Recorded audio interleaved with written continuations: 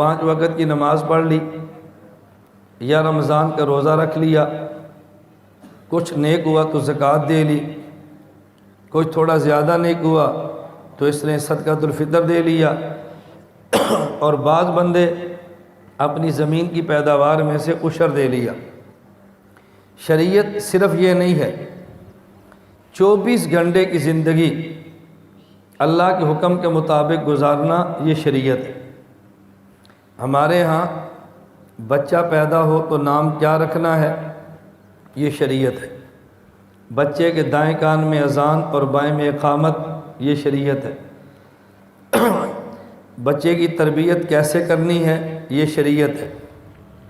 بچے کو پڑھنے کے لیے کہاں بھیجنا ہے، یہ شریعت ہے۔ بچے کو کیا پڑھانا ہے، یہ شریعت ہے۔ اور جب یہ بڑا ہو جائے اس کی نگرانی رکھنی، یہ شریعت ہے۔ اس کا نکاح اور شادی کہاں کرنی ہے، یہ شریعت ہے۔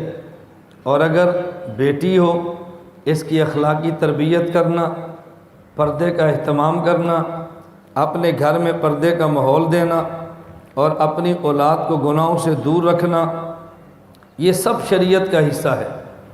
ہمارے ہاں نکاح ہو تو اس کا سنت طریقہ کیا ہے، اولاد ہو تو سنبھالنے کا سنت طریقہ کیا ہے، اگر جنازہ ہو تو سنت طریقہ کیا ہے، تجارت ہو تو سنت طریقہ کیا ہے، حتیٰ کہ بازار میں جائیں تو چلنے کا سنت طریقہ کیا ہے، بازار میں جائیں تو دعا کون سی مانگنی ہے، مسجد میں کیسے داخل ہونا ہے، مسجد سے باہر کیسے نکلنا ہے، بیت الخلاء میں کیسے جانا ہے، بیت الخلاء سے باہر کیسے آنا ہے، یہ ساری کی ساری چیزیں یہ شریعت کا حصہ ہے۔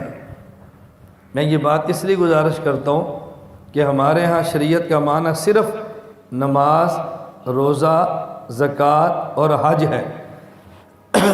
کمانا کیسے ہے، کھانا کیسے ہے، سود سے بچنا ہے، زنا سے بچنا ہے، شراب سے بچنا ہے، نشہ آور چیزوں سے بچنا ہے، ملاوٹ سے بچنا ہے، یہ سب چیزیں ایسی ہیں جو شریعت کا حصہ ہے۔ اپنے رشتہ داروں کے ساتھ ہمدردی اور غمخواری کرنی ہے، اگر کوئی رشتہ دار برا بھلا کہہ دے تو اس کو معاف کرنا ہے، اپنے رشتہ داروں کی زیادتیوں سے درگزر کرنا ہے، اپنے خاندان اور برادری سے بدلے نہیں لے لیں، یہ سب شریعت کا حصہ ہے۔ میں گزارش کرتا ہوں کہ رسول اکرم صلی اللہ علیہ وسلم نے ہمیں جو دین دیا وہ دنیا میں آنے سے لے کے قبر میں جانے تک ہے۔ یہودیت اور عیسائیت کے دین میں 2-4 چیزیں دین ہیں۔